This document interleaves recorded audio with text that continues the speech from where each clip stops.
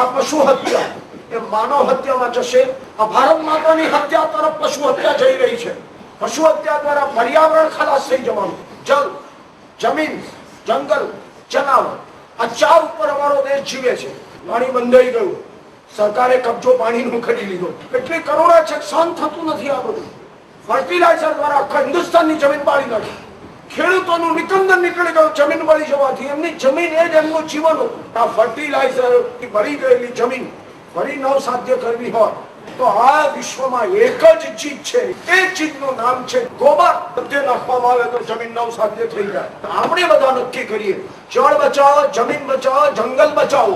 અરે આદિવાસીઓને બચાવવાની વાત કરો છો, આદિવાસીઓના જંગલ તો ખલાસ કરી નાખ્યા। આદિવાસીઓનું આખું જીવન જંગલમાં હતું। શહેરોમાં તમારી પાસે ભીખ માંગવા નહોતા આવતા। આદિવાસીઓ ગરીબ હતા, ભિખારી નહોતા। તમારા એક એક લગ્નના ખર્ચા તો બધો મુખ્યાજનોનો જઠરાગ્નિ જાગશે, ખંડેરની ભસ્મ કણી ન લાદશે। ઉમાશંકર ઘણા વર્ષો પહેલા કહી ગયા છે, એ દિવસો દૂર નથી।